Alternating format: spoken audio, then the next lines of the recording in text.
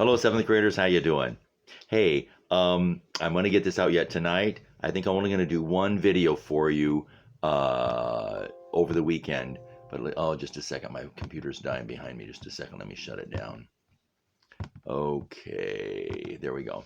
Um, but we're not quite halfway through yet, and I want to make progress because this is a good book. But I want to make sure you guys have time to read your other book. I don't want to be reading this the last 2 weeks of school, so I want to make sure we get a jump start.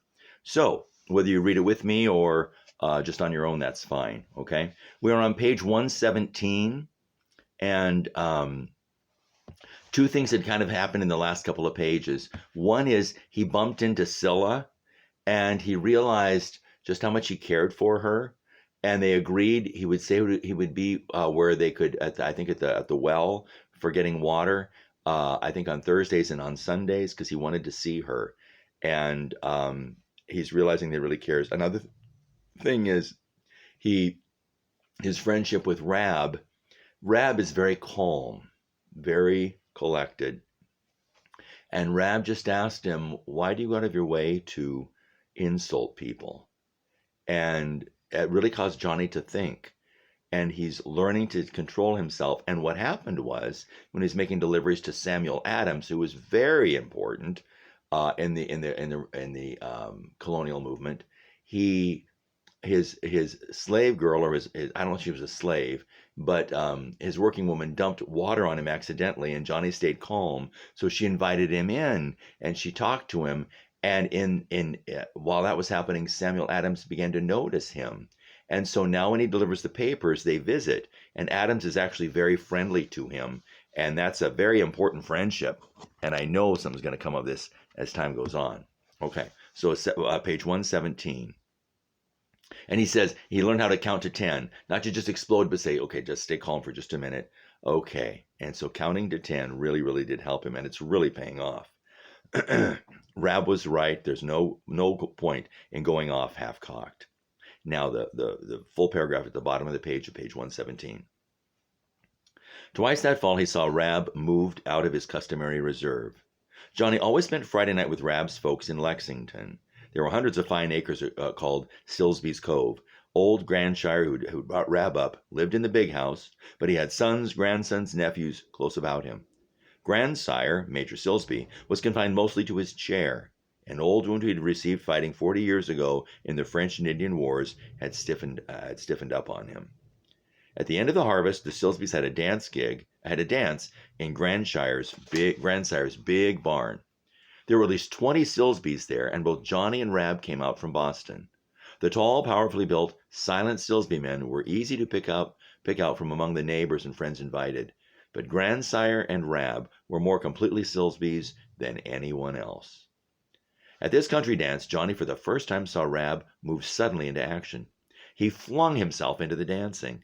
Johnny thought in amazement how nonchalant and even sluggish Rab could seem about the printing shop, and yet he did his work with a machine, with a machine-like perfection. Now he saw the dark eyes glowing and the white teeth flash. It was amazing that an old fiddle in Grandsire's hands and the old voice calling, "Gents round the ladies, ladies round the gents," could work such a change in him. He'd stepped out of his imperturbable usual self. Here was a Rab Johnny had always known existed, but had never before seen. All the Lindas and Betsies, Pollys, Peggies, and Sallys of Lexington were clamoring to stand up with him. Rab he's winning the ladies over, I'll tell you what. He loved to dance, and seemingly all the girls loved him, and he all the girls. Johnny, 2 years younger, noticed with disapproval. One other thing happened at that barn dance that made a great impression on Johnny. He forgot entirely about his hand. Although in the reels and jigs they danced, every moment a different girl was clinging to it, none of them seemed to notice. Johnny spoke of this fact to Rab as they undressed at Grandsire's. The Boston girls, he was thinking of Isana's words, such cruel words he had never even told Rab, had said his hands disgusted them. He wasn't to touch them with it. "It is you who put the idea in their heads," said Rab, pulling off his shirt. "You know, you usually go about with that hand in your pocket, looking as if you had an imp of hell hidden away. And then someone asks you and you pull it out with a slow flourish, as if you said, This is the most disgusting thing you ever saw. No wonder you scare everybody. Tonight happens, you just forgot. Rab is right. I think Johnny's making it into a bigger deal. I mean, it's a big deal, but he's always so self-conscious that he can't forget about it. And then other people, respond in like fashion. The other time he saw Rab moved out of himself was a few days later. The Webb twins were timid, weakly little fellows, natural butts for any bullies. They never seemed to need any company except each other and their cat. Mrs. Lorne one day sent them to the butcher for stew meat, and they, thinking it was an errand a cat might enjoy, carried her with them. The butcher's boy was a well-known tyrant. He grabbed the Webb's cat, trussed her, hung her up by her heels to a hook, and began to sharpen his knife. He was going to butcher her, skin her, and give the carcass to the Webbs for stew meat. The butcher sat by and roared with laughter at the frantic children's tears and cries. Rab heard the terrified screams of the little boys. He rescued the cat, who was the first to get home, with the Webbs on her heels. Next, he began on the butcher boy. By then, Johnny had arrived. Together they took on the butcher, his oldest son, the butcher's wife, armed with boiling water she'd prepared for scalding pigs, her mother, and a passer-by.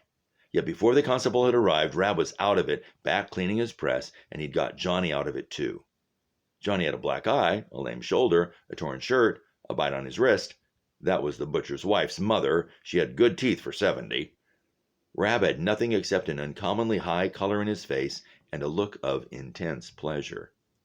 It was strange that a boy who could fight like that and enjoy it so intensely never quarreled, never fought, and he had almost nothing to say about this really Homeric battle.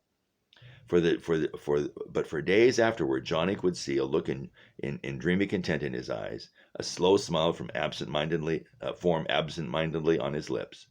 Rab was thinking of the fun he and Johnny had had at the butcher's shop.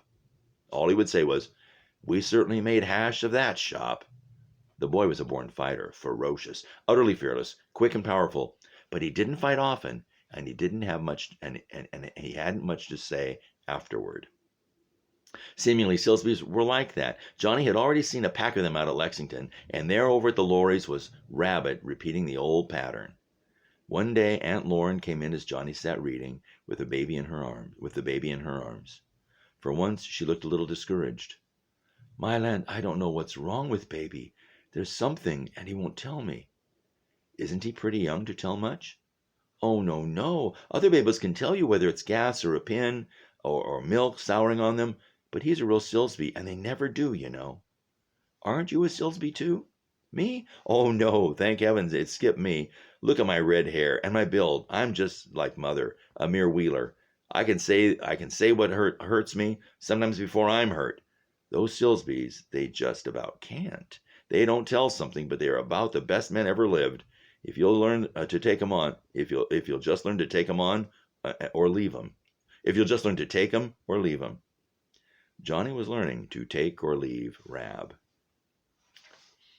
Interesting. That whole family has a characteristic of being very calm, strong, but they don't go after stuff. Okay, I mean they don't go looking for a fight, but boy, they can do it when they need to. Okay, chapter 6, saltwater tea. Saltwater tea. What do you think this is going to tell us about? Here we go. On Sundays, the boys might relax a little, breakfast when they pleased, only they must turn up clean and shiny in time to go to church with Aunt and Uncle and listen to the inflammatory Reverend Sam Cooper. Dr. Cooper was putting more politics than gospel into his sermons that fall, and more fear of taxation without representation than God into his congregation. So this pastor was really hyper about the British and the taxation. He was definitely talking politics from the pulpit. That's not always such a good thing, but nevertheless, that was an interesting time. England had, by the fall of 1773, gone far in adjusting the grievances of her American colonies, but she insisted upon a small tax on tea. Little money would be collected by this tax. It worked no hardship on the people's pocketbooks, only 3 pence the pound. The stubborn colonists, who were insisting that they would not be taxed unless they could vote for the men who taxed them, would hardly realize that the tax had been paid by the East India Company in London before the tea was shipped over here. After all, thought Parliament, the Americans were yokels and farmers, not political thinkers. And the East India tea, even after that tax was paid, would be better and cheaper than any the Americans ever had. Weren't the Americans, after all, human beings? Wouldn't they care more for their pocketbooks than their principles? Shivering, for the last week in November was bitterly cold, Johnny built up the fire in the attic. From the back window he could see that the roofs of the Afric Queen were white with frost. A sharp rat-tat on the shop door below woke Rab. What time's it? He grumbled, as people do who think they are disturbed too early Sunday morning. 7 and past. I'll see what's up. It was Sam Adams himself. Whether either cold or excited, his palsy increased. His head and hands were shaking, but his strong, seamed face, which always looked cheerful, today looked radiant. Sam Adams was so pleased that Johnny, a little naively, thought he must have word that Parliament had backed down again. The expected tea ships had not sailed. Look you, Johnny, I know it's Lord's Day, but there's a placard I must have printed and posted secretly tonight. The Sons of Liberty will take care of the posting, but Mr. Lorne must see to the printing. Could you run across and ask him to step over? And Rab, where's he? Rab was coming down the ladder. What's up? Said Rab sleepily. The first of the tea ships, the Dartmouth, is entering the harbor. She'll be at Castle Island by nightfall. So they dared send them? Yes. And the first has come? Yes. God give us strength to resist. That tea cannot be allowed to land. When Johnny got back with Mr. Lorne, Rab had Mr. Adams' text in his hands, reading it as a printer reads, thinking first of spacing and capitals, not of the meaning. I can set that in no time. 200 copies? They'll be fairly dry by nightfall. Ah, Mr. Lorne, said Adams, shaking hands, without you printers, the cause of liberty would be lost forever. Without you, Mr. Lorne's voice shook with emotion, there would not have been any belief in liberty to lose. I will, as always, do anything, everything you wish. I got word before dawn. It's the Dartmouth, and she will be as far as Castle Island by nightfall. If that tea is landed, if that tax is paid, everything is lost. The selectmen will meet all day today, and I am calling a mass meeting for tomorrow. This is the placard I will put up. He took it from Rab's hands and read. Friends, brethren, countrymen, the worst of plagues, the detested tea shipped for this port by the East India Company, is now arrived in the harbor. The hour of destruction of manly opposition to the machinations of tyranny stares you in the face. Every friend to his country, to himself, and to posterity is now called upon to meet at Faneuil Hall at 9 o'clock this day. That of course is tomorrow, Monday. At which time the bells will ring to make united and successful resistance to this last, worst, and most destructive measure of administration. Boston, November 29, 1773. Then he said quietly, up to the last moment, up to the 11th hour, we will beg the governor's permission for the ship's return to London with their cargo. We have 20 days. Johnny knew that by law, any cargo that was not unloaded within 20 days might be seized by the custom house and sold at auction. Mr. Lorne, needless to say, the observers will meet tonight. There are private decisions to be made before the mass meeting tomorrow at 9. Johnny pricked up his ears. Ever since he had come to Mr. Lorne's, and Rab said he must be trusted with anything, possibly with men's lives. He said he might be trusted with anything, possibly with men's lives. He had now and then summoned the members of the Observers Club. They were so close to treason, they kept no list of members. Rab made Johnny memorize the 22 names. They met in Rab and Johnny's attic. Johnny, said Mr. Lorne, anxious and over-anxious to please Mr. Adams, start right now. No, sir, if you please. Noon will be better. That will give the members time to get home from church. And as usual, Johnny, make no stir. Simply say, Mr. So-and-so owes 8 shillings for his newspaper. Johnny nodded. Let's see. That confuses me as to who said that last paragraph. Okay. Johnny nodded. That meant the meeting tonight would be 8 o'clock. If he said £1, 8 shillings, that would mean the next night at 8. £2, 3 and 6 would mean the day after at 3:30. It gave him a feeling of excitement and pleasure to even be on the fringes of great, secret, dangerous events. Today he would not make his rounds on horseback. A constable might stop him and ask embarrassing questions. There was a law against riding out on Sunday for either business or pleasure. Pardon me. The Reverend Samuel Cooper, he dunned as he was shaking hands with his parishioners at the end of the service. He noticed as Johnny told him that 8 shillings were due on the paper, but a fashionable woman standing by said it was a fair scandal for boys to be intruding into God's house and dunning a clergyman, and if collecting bills wasn't work, what was? So a lady overheard him. She didn't know he was passing on a secret message, but of course the lady got upset because it was a Sunday. She would call a constable and have the impertinent wimp whipped for Sabbath breaking. Mr. Cooper had to cough so he could pretend not to be laughing, and he winked at Johnny in spite of the dignity of his black clericals, white bands, and great woolly wig. So, this pastor is one of them, okay? He's one of the secret guys. I'll tell my brother William, too, eh? He offered. Brother William and I will both pay you tonight. Johnny found 4 more of the members also, so that means he's going to tell somebody else. Johnny found 4 more of the members also at this meeting, and then headed for Beacon Hill. At all the great mansions, he commonly went to the back door, either to leave newspapers or to collect bills. A skinny, slippery-looking old black slave in the kitchen told him Mr. Hancock was in bed with a headache. No, she would not permit Johnny to go into his bedchamber, for the boy went so the boy went to the front door, rang the bell, hoping some other less obdurate servant might let him in. Maybe little Jehu. The old slave guessed what he was up to and got there first. Might he not send a note up to Mr. Hancock? They wrangled a little, and at last she said, yes, he might. She was preparing a catnip tea to send to the master. He could write a note and put it on the tray. In the kitchen he wrote his note. Mr. Hancock owes the Boston Observer 8 shillings, folded it, and on the outside wrote, John Hancock, Esquire. Was it only 2 months before he had tried to write those very words and failed so miserably? He's learning to write. It's getting better. The cook was squatting at the hearth, toasting thin toast.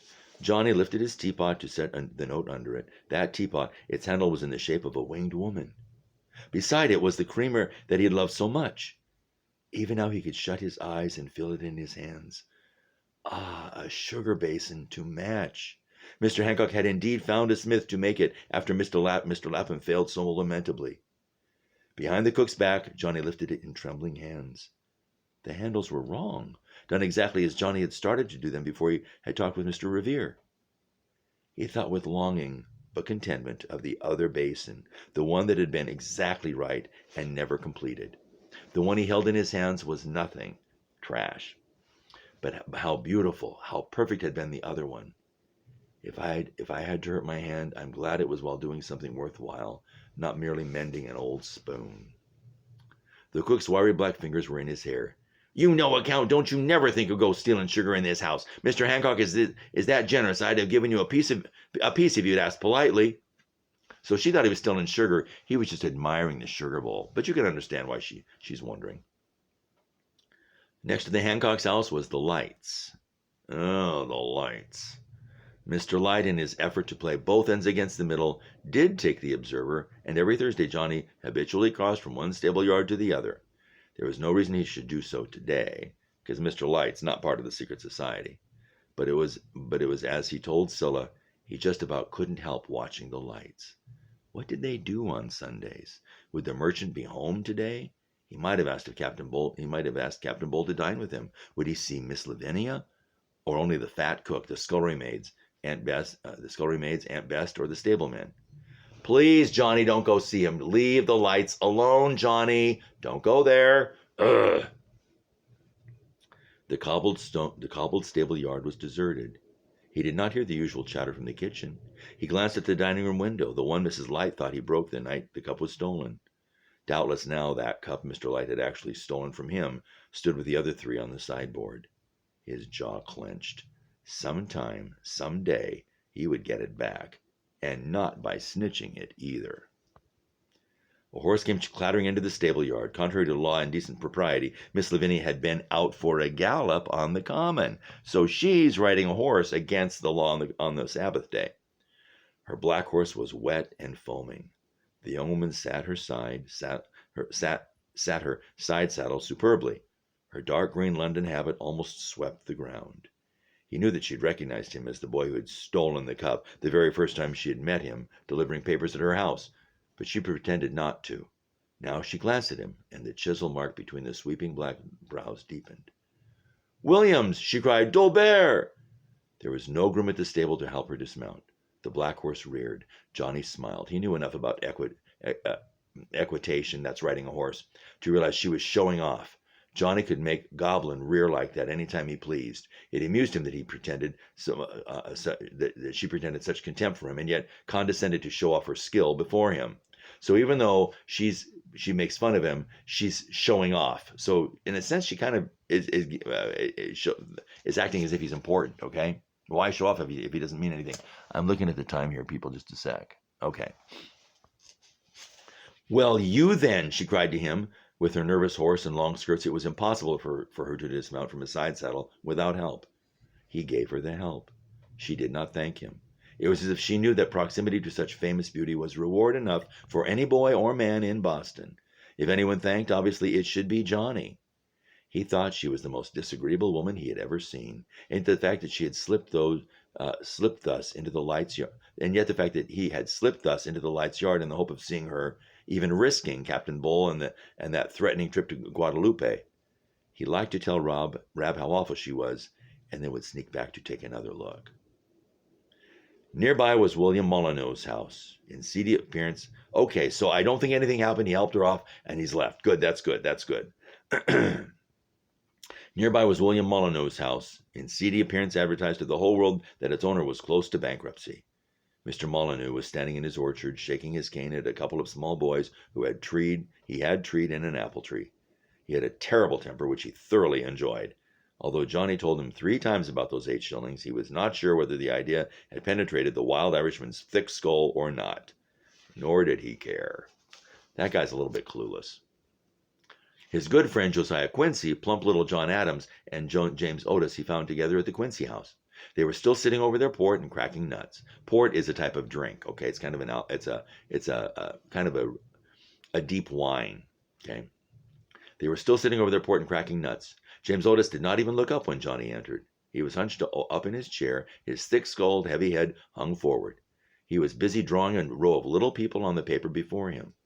Quincy, having already heard about the meeting that night, put a finger to his lips and shook his head, at the same time glancing at the heavy, lonely figure of Otis. Johnny guessed that neither he nor John Adams wanted Otis notified of the meeting, although he was a member. For 4 years, Otis had been crazy, insane, turned and turnabout, and on again and off again. He was the most brilliant man of them all, though in the largest terms, not ever merely of Boston, was passionate in his demand for the rights of Englishmen everywhere, over here and in England too. Now he was not even listening to what was going on about him. His heavy head was swinging back and forth. John Adams and Josiah Quincy were watching him so intently, their heads were also moving a little. Johnny stole out and closed the door softly after him. He guessed that in a day or two he'd hear it whispered. James Otis had got into a mad freak and fired guns from the windows of his house. James Otis had been seen leaving Boston in a closed chaise with a doctor and in a straitjacket. Next he went to Dr. Church. Here was a queer man surely. He was still in his bedgown and slippers, with paper, inkhorn, and pens about him, writing poetry. Johnny did not care for Molyneux because he bellowed and roared so loudly, but he disliked Dr. Church. He did not know one thing against him, but he felt the man was crooked, and he knew that Paul Revere and Joseph Warson felt as he felt about Church. Dr. Warren was in Roxbury tending a sick woman. His wife bade Johnny come back at 5. So he's passing on the messages to these guys, okay? Well, we're going to read for another, I'm going to read about a half hour, okay? We're at 23 minutes. Yeah, 24 minutes. Here we go. Johnny had saved Paul Revere for the last, because he lived at North Square, and being a Sunday, he knew that Scylla and Isana would be waiting for him by the town pump. Excuse me. Guiltily, he remembered he had not bothered to meet them last Thursday, nor the Sunday before, nor the Thursday before that. He glanced about. The girls were not there, and secretly he was relieved. He went on to Mr. Revere's. The silversmith was busy drawing a political cartoon concerning tea and tyranny. He did not draw well, nor the way he made silver. Not the way he made silver. As he drew, his children crowded about him, standing on the rungs of his chair, breathing down his neck, dropping crumbs of gingerbread into his hair. But Paul Revere took all this confusion as he took everything else, without any fussing. "I believe I owe you 8 shillings, he said, with a wide smile on his dark, ruddy face. The eyes gleamed. So Paul Revere knew. Now there was only Dr. Warren left. Then he'd go back and help Rab set all those chairs in the attic, get ready for the meeting that night. But Scylla and Izana were standing by the pump. Scylla looked little and forlorn. The delicate face was pale. Things were not going too well for the Laphams. Scylla was a little shabby. The sight of her touched Johnny's heart. He pitied her, and yet he wished she had not come. Now it seemed years ago, not months, that he had lived at the Laphams, and then surely Scylla and Izana were the only friends he had. But he had on going to the Observer, entered a new, vast, and exciting world. He'd made new friends. He was absorbed in the excitement over the tea, over the secret meeting tonight. Of all these things and people, Scylla knew nothing, nor could he tell her. Yet he tried to show interest in what she had to tell him. Once he would have been very interested. Now he felt like a hypocrite, and because he was so uncomfortable, he blamed it in some way on Scylla. It's not her fault, but he's kind of blaming her. Had Mr. Tweedy decided whether he would marry Madge or Dorcas? Scylla hoped he would choose Madge. Dorcas was just about crazy over Frizzle, Jr. She said that she would elope with him if Ma tried to make her marry Tweedy. How was Dove? Just like always. Dusty? Hadn't he heard? Dusty had run away to sea. Oh, wow! Dusty ran away. Oh, that's kind of sad. Although maybe that would be good for him. Old Master? No, he had not even stepped inside his shop since he had signed with Mr. Tweedy. He said he hadn't long to live, and he was going to spend all of his time preparing to meet his maker. But Johnny wasn't really interested in all this news. He was absorbed with the meeting this night, the tea ships. It bothered him a little that Scylla was so faithful. There had been many and many a Sunday when he did not get to North Square. He was too busy with Rab and his new world, but he knew that Scylla, usually as today, toting Izana along with her, never failed. She felt she understood he could not always keep his schedule, but if he had tried harder, he could certainly have done a lot better. The very feminine faithfulness of this girl irritated him, but he had not admitted this to himself. She took it for granted that Johnny had not changed, and that he had changed. She took it for granted that Johnny had not changed, and he had changed much. If the winter of '73 Johnny Tremain had had a romantic attachment to anyone, it was to that black-haired and, as far as he knew, black-hearted, bad-tempered, disagreeable, conceivable cousin of his, Miss Lavinia Light. Certainly not Priscilla Lapham. What, Johnny? What's going on? Izana especially got on his nerves. She was showing off more and more all the time. She knew that if she kept her hood off, someone would come along and say how pretty she was. Even now, an elderly clergyman was approaching, opening his mouth. Johnny did not stop to hear. He left. Dr. Warren was back from... It's kind of sad. I think things are going to work out okay, but it's sad that his new world, as good as it is, he's not connecting with Scylla better than what he is, because she really is a good young lady. Dr. Warren was back from Roxbury. He was sitting in his surgery, still in his riding boots and spurs. 8 shillings, sir, said Johnny. I guessed we'd meet tonight. I'll be there. But wait a moment. I promised this article to Mr. Lorne this morning. Got held up. Woman fell out of an apple tree. Broken thigh. He went on writing.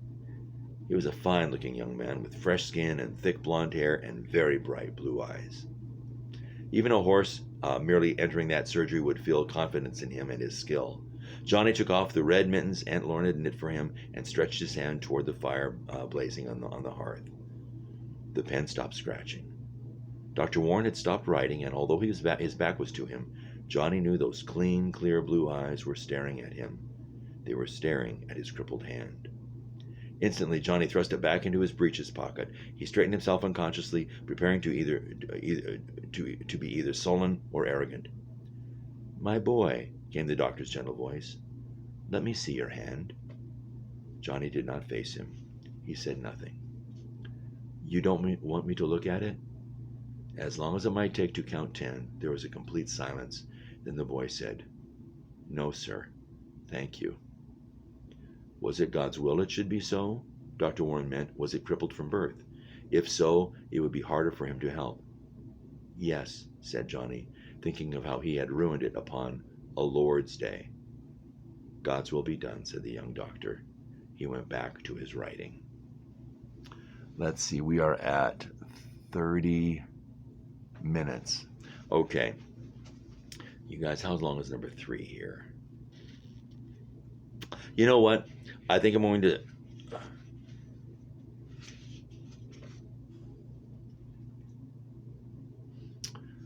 I'm going to pause for just a minute.